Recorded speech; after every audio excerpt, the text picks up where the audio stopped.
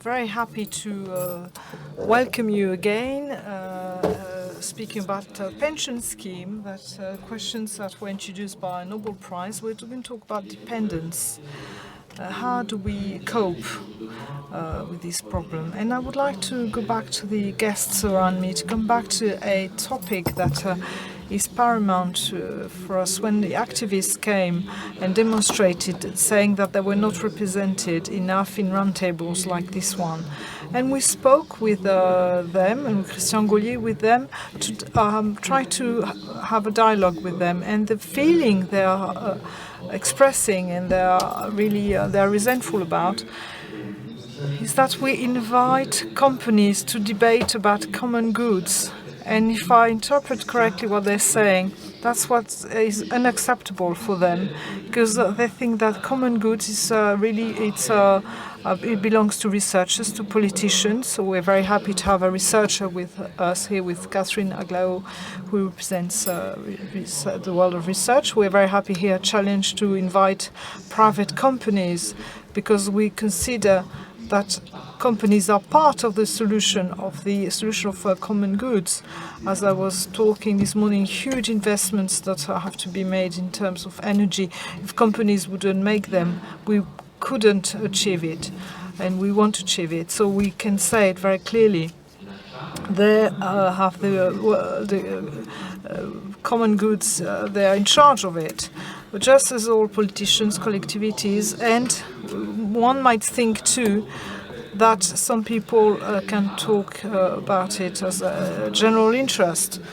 And we have it here in this roundtable with the presence of Laure de la Bretèche, who is in video conferencing. Laure de la Bretèche, who is deputy manager of social policies of the Caisse de Dépôts. And I insist upon the fact that when we speak about Sylvain Rabuel, who's chairman of Domusvi, one has the feeling, and we're going to speak about it, one has the feeling that he's also in charge with the common goods, but he has also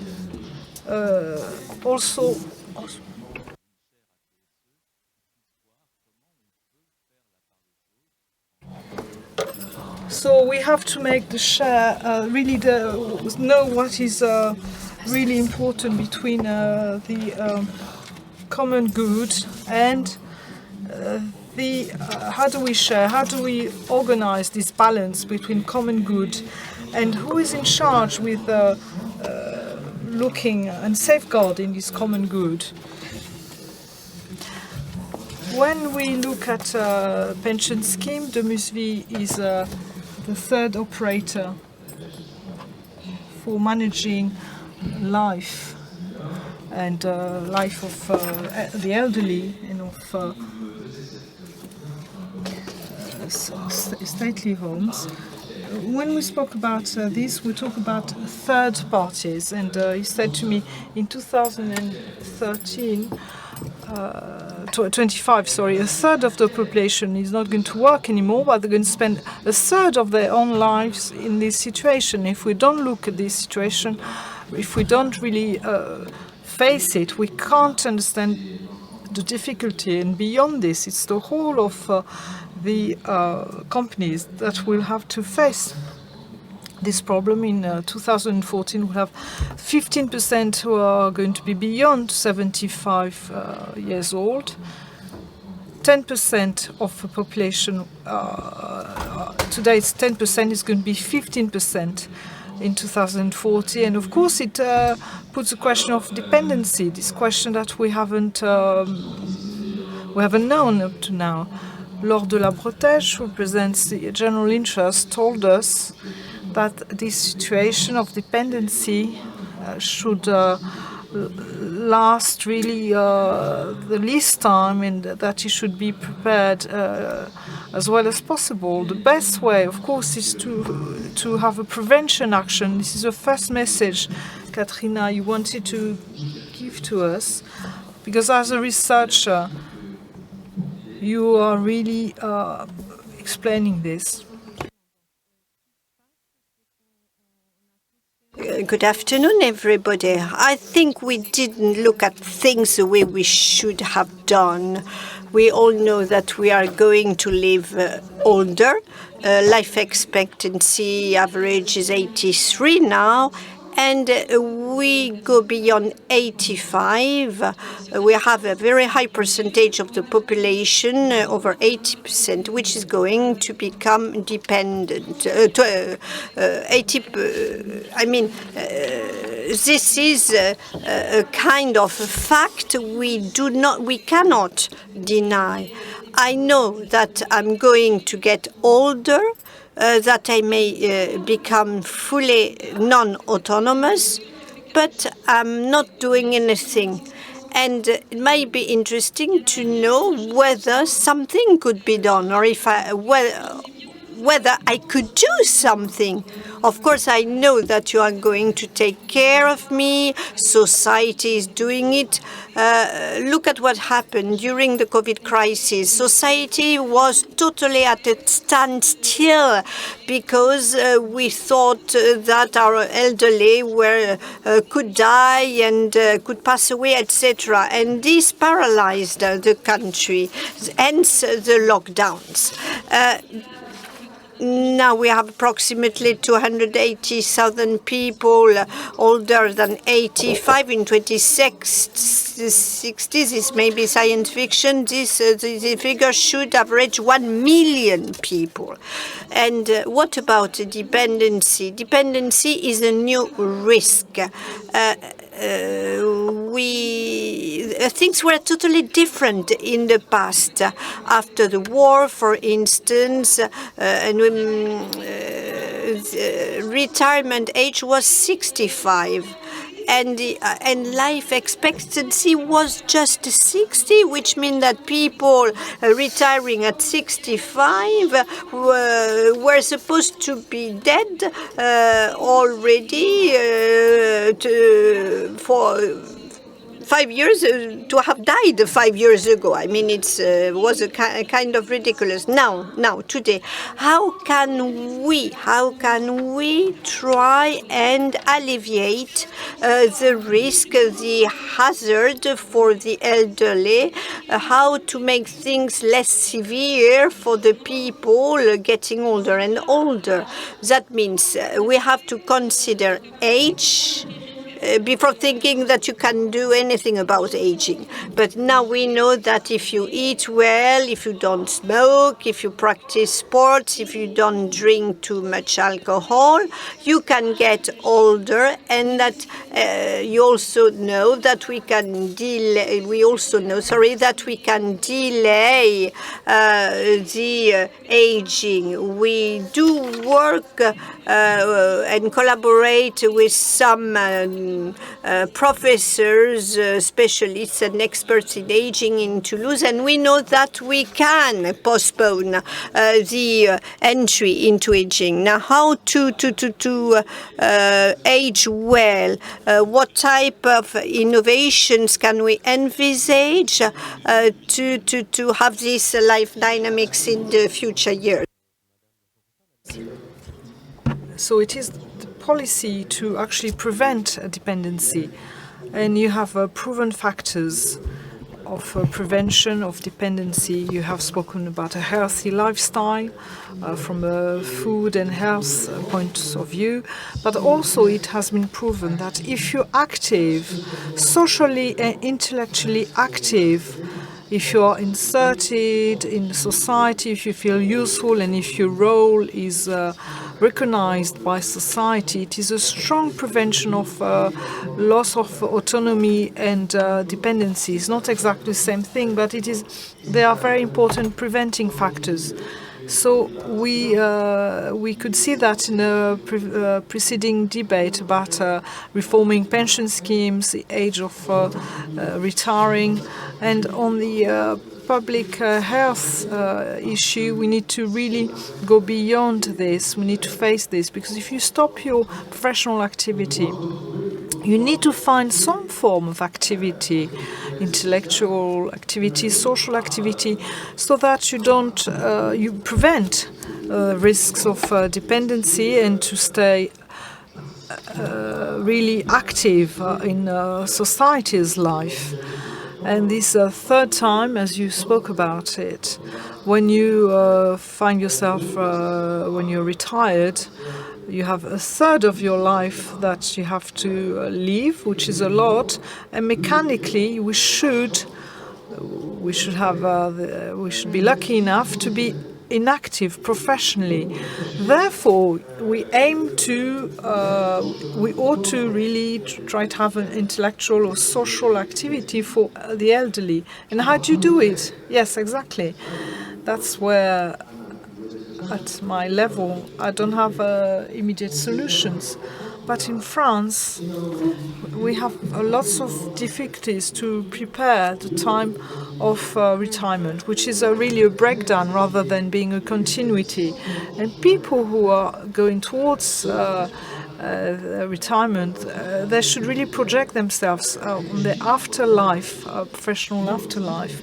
And we could help them to think about the type of activity, part-time or full-time activity they could have once they have stopped with their professional lives, because it is important, but it's not the end of everything.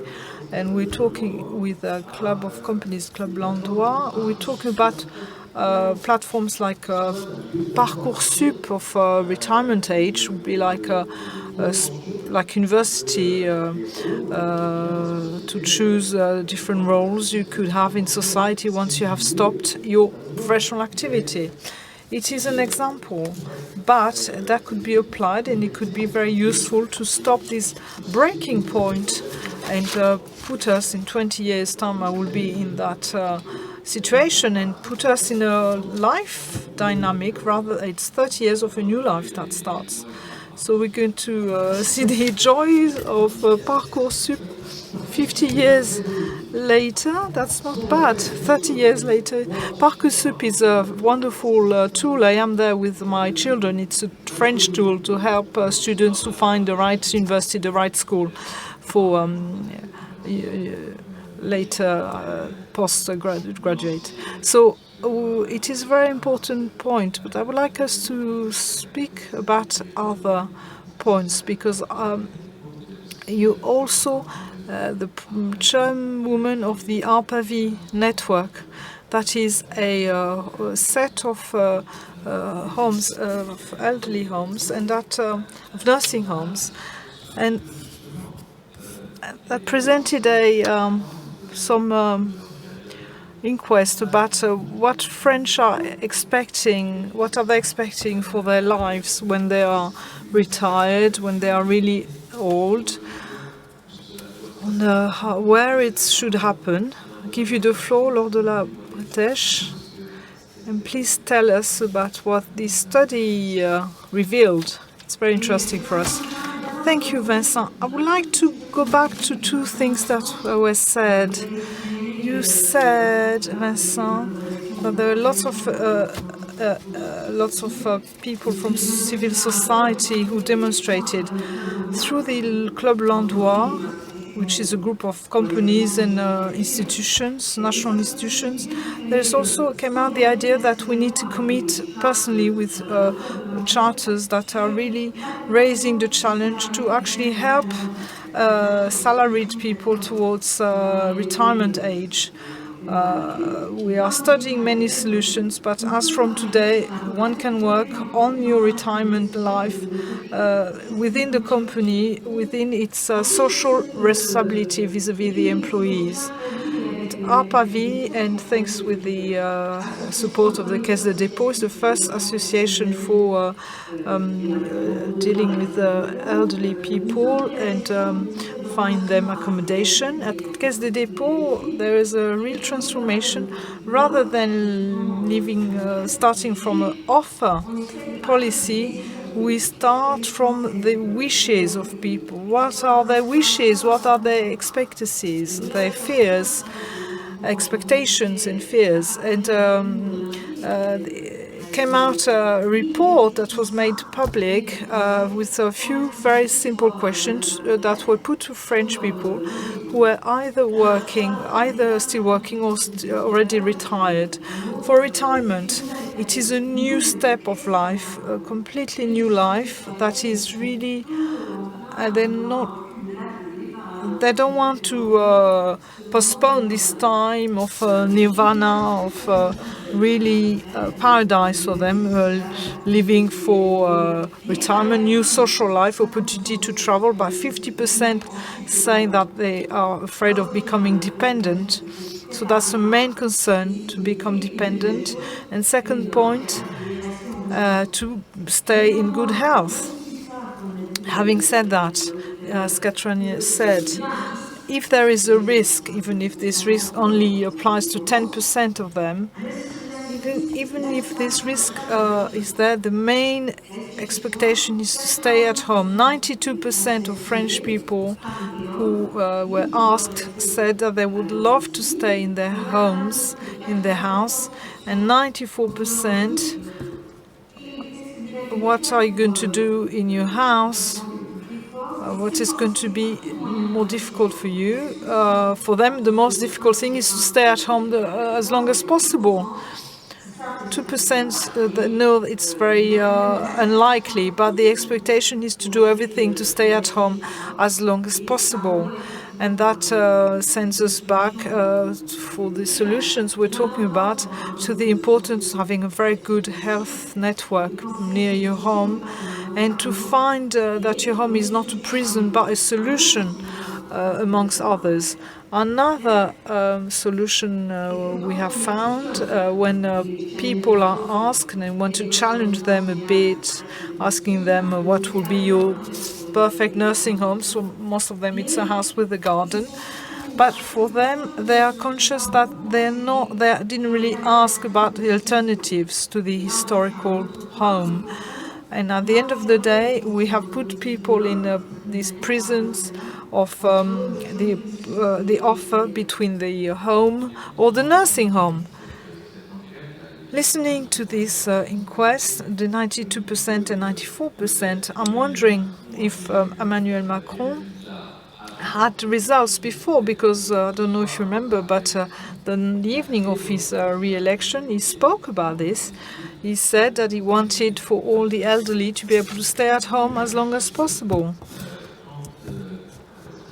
When Sylvain Rabuel, when you're at the head of companies who are made to welcome the elderly, how do you react?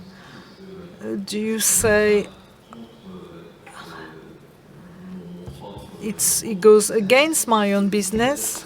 Do you adapt yourself? Do French people are they dishonest with how they see the pursuit of their lives? I think it's very. These results are known for a long time. The French tropism. For most Europeans, we work in many European countries, and they all have the same wish to stay at home as long as possible. And I speak very freely because Domusvi creates special nursing homes and habitat that will be specialized and creator and provider of home care. So our mission is really to provide offers and services that will really answer the needs of many elderly, whilst making it personal. So we're doing nursing homes, but not just nursing homes. I completely agree with the conclusion of Laure, who says that the collective responsibility we have is to say to them there's only the collective nursing homes or your historical home. It's a simple way of looking at things. For nursing homes or homes, it's people who are really, really old and who are suffering from pathologies and cognitive deficiencies marked, and they are in nursing homes, medicalized nursing homes. And they represent 10% 12% to know and to have these pathologies, and we can prevent them.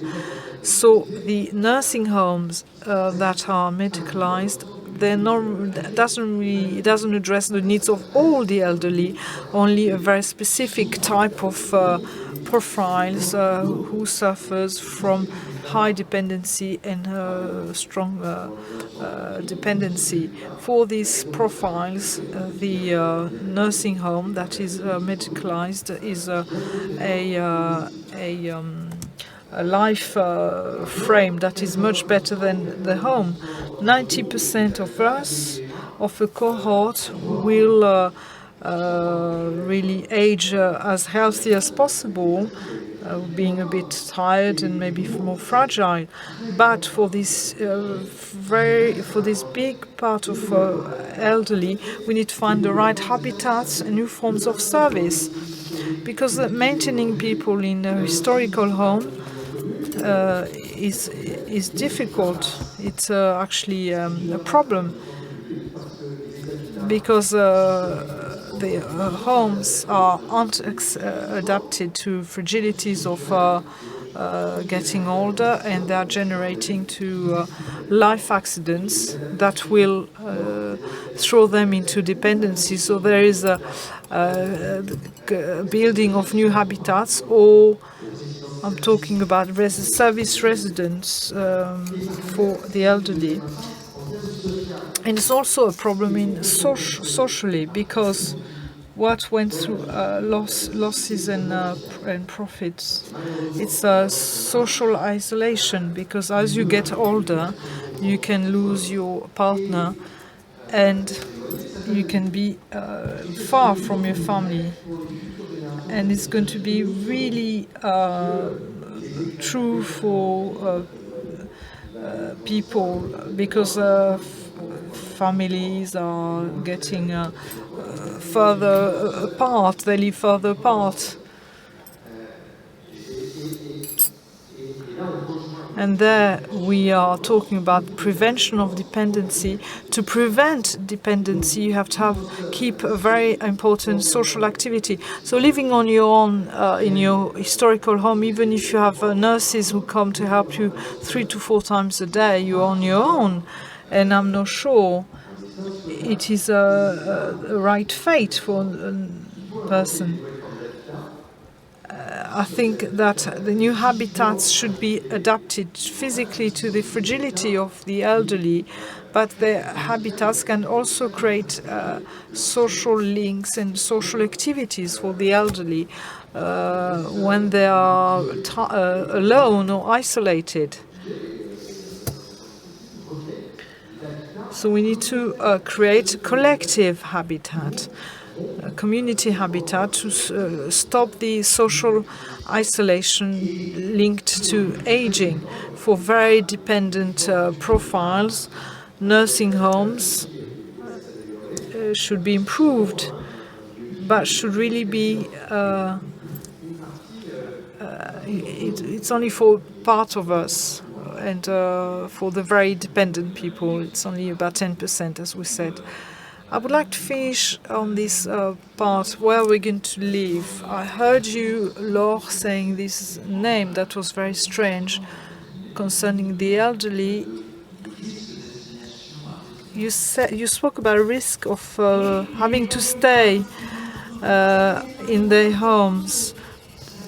Speak about that, because they were obliged to stay, because the historical home can be also a prison for social isolation, and often we speak about physical help for toilets, etc. It's as if they were on house arrest. It's having news, it's a lot of things having a link with the social world. And the home can become a high risk. And it's only the expression of an ideal world. The problem to live longer is that you need to really get older, you don't want to change. But, so it can become a trap. So, as Catarina said, this paradox stops access to prevention policies, but also stops the vision of other solutions. Arpavi made a completely U-turn because it's answering the question of the nursing homes.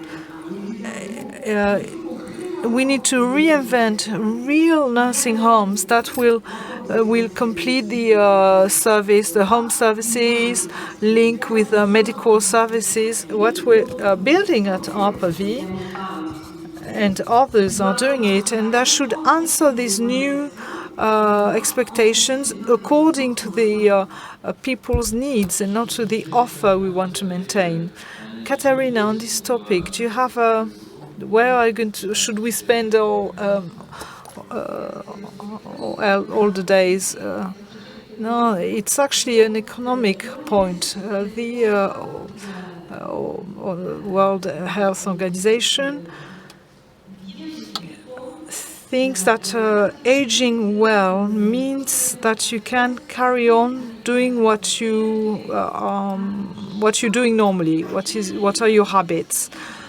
That means getting older at home with the necessary help, of course. But this concept, what does it mean? It's actually very relative. Aging well doesn't mean changing your toilets every 3 times a day. It means if it's an older person, if she's 70, a Portuguese lady can go back to a region of Portugal, because that's what she used to be doing. And we should try to help people to develop ways of means of living, ways of life they like, they're happy with. And it is a very important aspect. And it's not just for the elderly, it's really something that really can apply to any ages. The problem of the elderly is that only if you have a very high income and a high level of studies, you reach this great age. But social economic class which are lower, they don't reach this older ages, but they can have cancer, diabetes, disabilities linked to cardiovascular diseases, etc. And they reach this at earlier age. If we just limit the risk for the elderly, we do 2 things. Everyone pays, but only the rich can arrive to this level.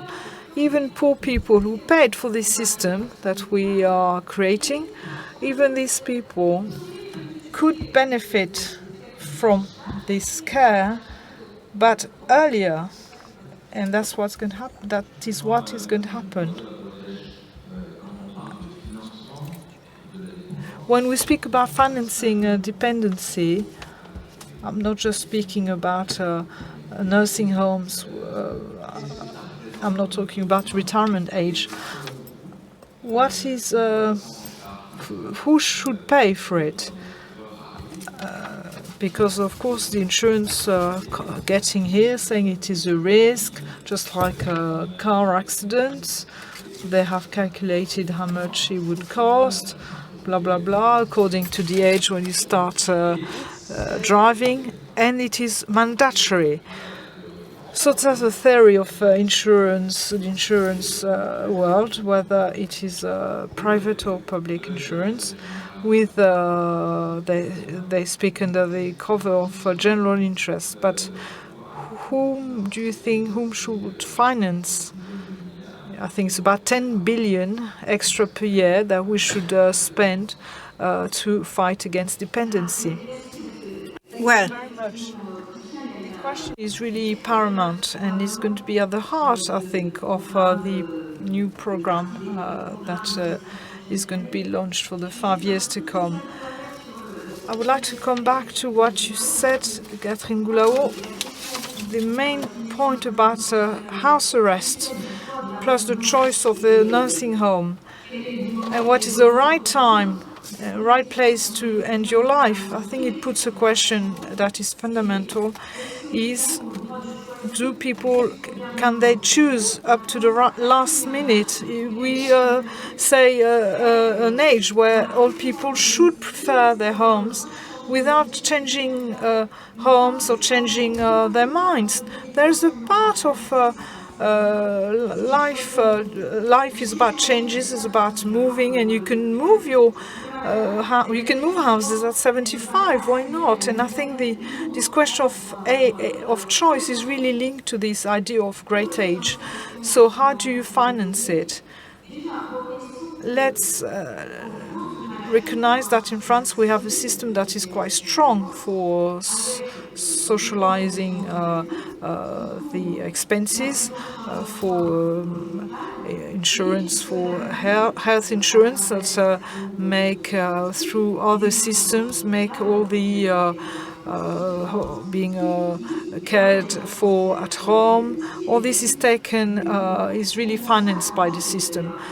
But what we can see in the Libo report in 2019 really showed this very clearly. But we're not really reaching the demands. We have finally decided to get into a revalorization of revenues, of the income for medical, social carers, and we need to cover the expenses of staff. The main issue is public collectivity. Can it cover everything, or do we need to find other solutions? And it is likely that we will need to review the structures structures that are very medicalized. As we said, they're not going to be nursing homes anymore, and we need to invest also in the support capacity to support people in their homes. We can't finance care at home correctly today. We will need to compensate to what Sylvain was describing for the helpers, to the general cost of help and care is really important. So I would like you to go back to the possible solution. Should there be a specific insurance for dependencies? We have got a car insurance. Well, at the Caisse des Dépôts,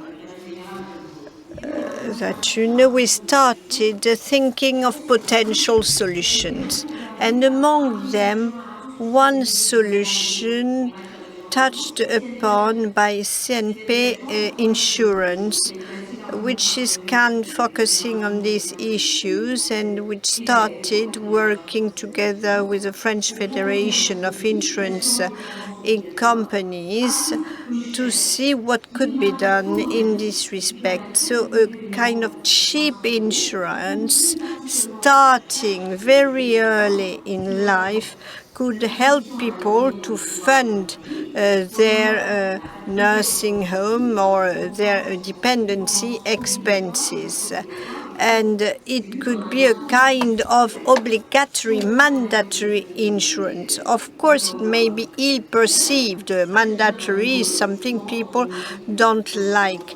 But, well, it doesn't change much if you compare with house insurance or car insurance. So this could be a solution. Then we have this federation and companies has been thinking of possible solutions for owners so that they could sell and still stay in their homes, thus enticing people to stay at home, but having kind of sold the estate so that they get some liquidities, some assets to pay for helpers, social helpers, or for home care. But are people ready? I am not sure they are.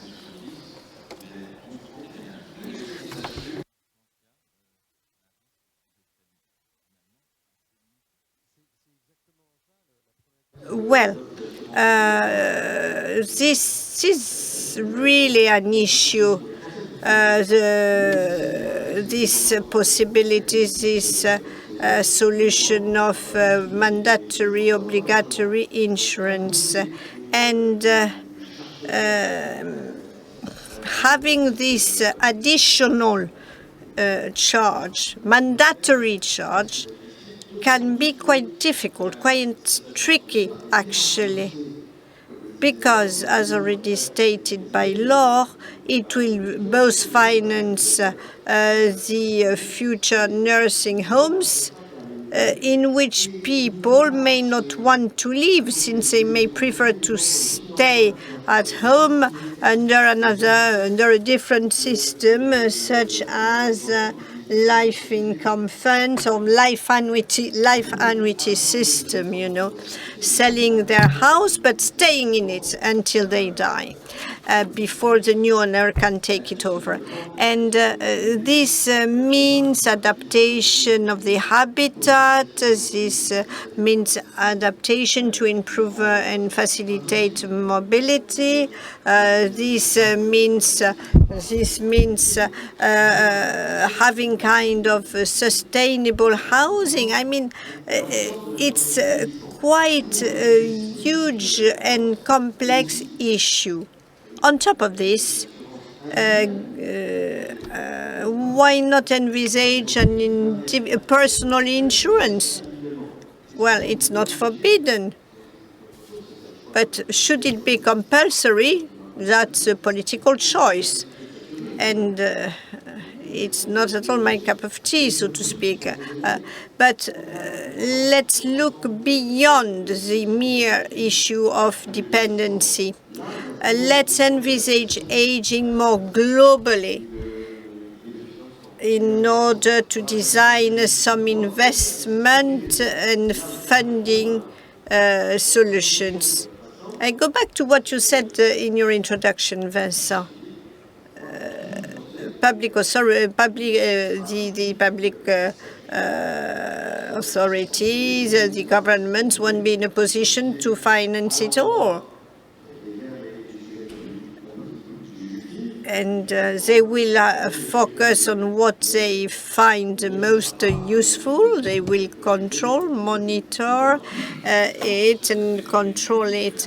I think we will need a mix between the private and the public solutions before turning the round table. And to go back to what Laure de la Bretèche was saying concerning helpers, let me go back to what we went through with the Orpea scandal. And we all had the feeling that the private companies were at the core of the turmoil or the maelstrom. Catarina may have something to say on this with a researcher's eye, so to speak, but I'd like to turn to Laure de la Bretèche, and I remember a chronicle you had written in Le Monde, a daily paper, and in which you said that a lot of money was being earned on aging people's backs, so to speak, and sorry for my parenthesis, but I think it was quite meaningful to bring it up right now. Now, going back to this scandal, what about your feelings? Well, we have to be very careful when writing an article. In this article, namely, what we wanted to do is to avoid over-criticizing, blaming the private sector, because many players of the private sector are doing extremely well. What we wanted to highlight is that the medico-social system as designed in France was designed on the basis of the hospital model, of the public hospital model. And 30 years ago, I mean, the nursing homes were quite similar to public hospitals in terms of living conditions. And now the system became kind of controlled by finance. And in such sector which involves a human dimension, and especially when it concerning the Orpea scandal, people did pay a lot and didn't get what they needed for the money they were investing. That's why we brought up this scandal. But now let me go back to the present situation. Average retirement amount 1,300 euros. Nursing homes cost approximately 1,800 euros per month. So you can see the gap.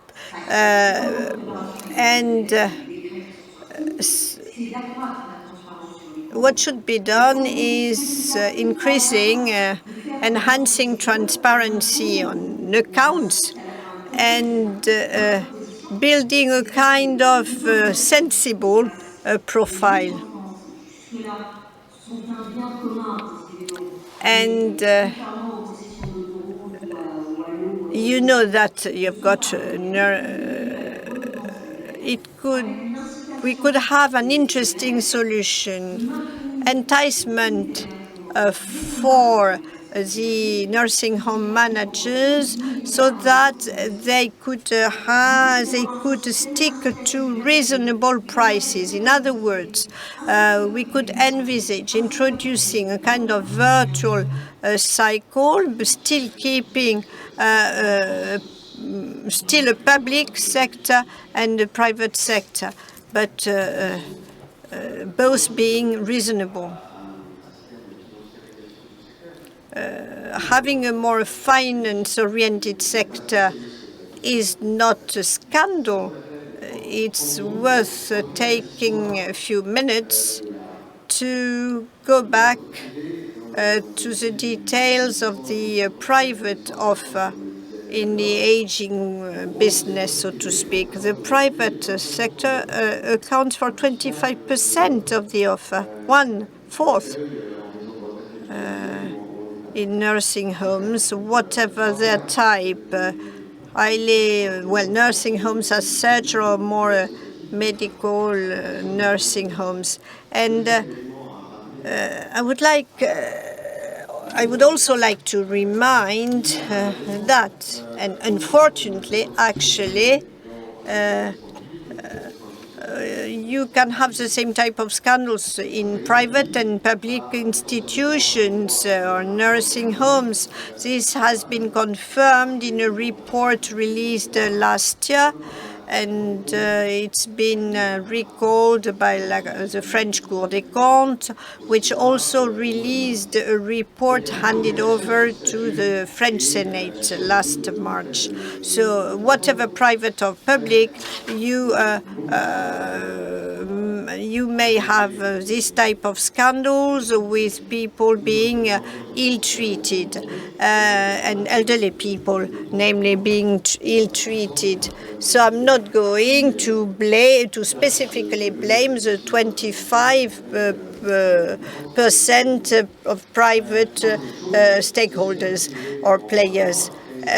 Moreover, the private sector created 140,000 beds in 30 years' time, financing them completely, fully. That means 15 billion euros investment, private funds and nothing else. So, I mean, these private homes, nursing homes, had to find the money, had to levy the money in order to build them. And these 150,000 beds were mandatory, are still mandatory, to have a kind of decent offer. And the state didn't invest one penny in these private nursing homes.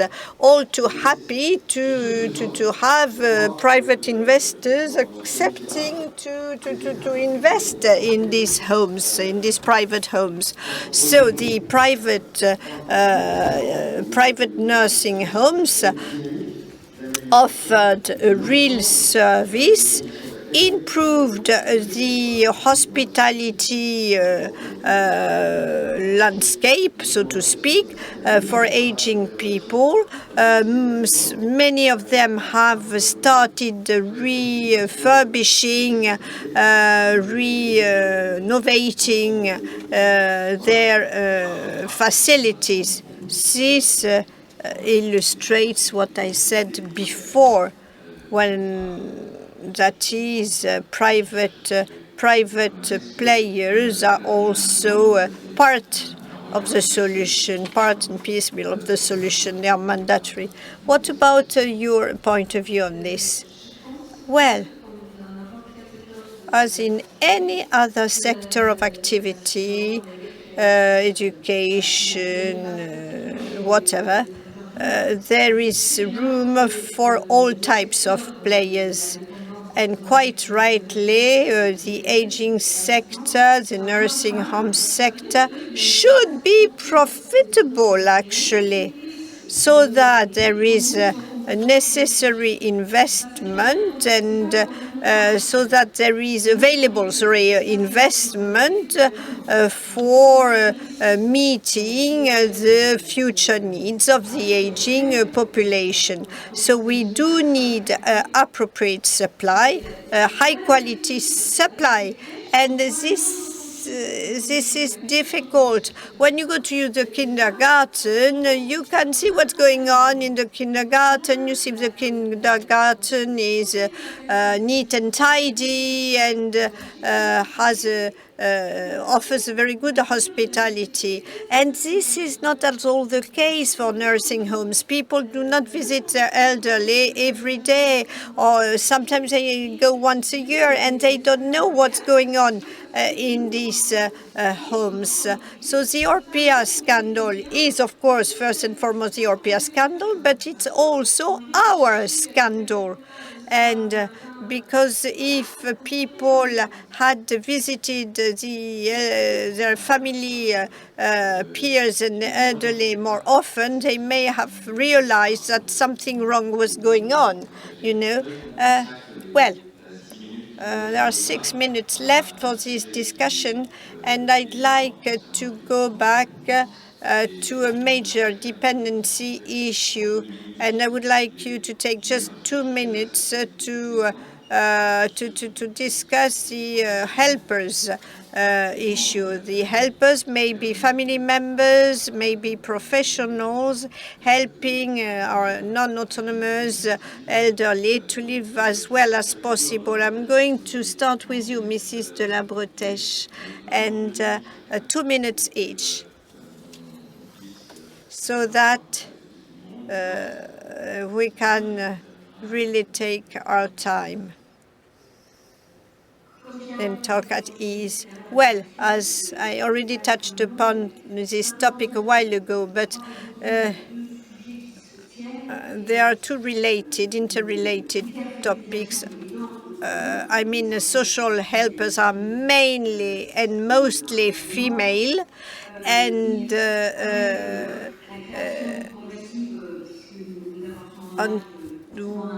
we are now heading to a fourth age after the third age. And these social helpers are less willing to go for this activity. And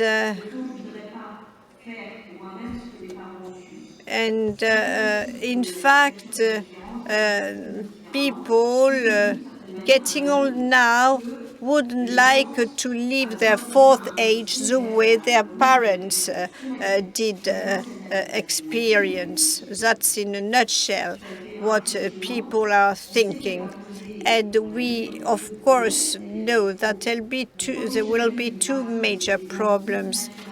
The part of this work, the work of being a social helper, family helper, or even sometimes non-professional helpers, must be strongly encouraged, of course, but this means that we have to encourage people to do so.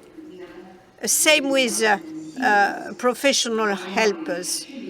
And we will have to do our best to find the professional helpers, because this sector of activities, this activity is no longer as attractive as it was in the past, and we have to work. And this is what we are doing together with the various professional lines of business, and we are trying to tap people so that they are attracted by this work, by these jobs. So how to help, how to encourage helpers? By paying them more, by giving them incentives. The helpers issue is mostly invisible, is non-legible. I don't have any solution to tackle this issue, to solve the problem. But I can try and reconcile professional life and the social helper statute. So what we are doing is that as follows. We do try and valorize the social helpers' years of experience. And we also think that helpers can boast a huge experience capital, so to speak. They have a real asset there, and we are ready to identify them and to try and recruit them and to privilege them, because we think that their experience is highly valuable and relevant. So that's a type of approach you can have, valorizing their experience,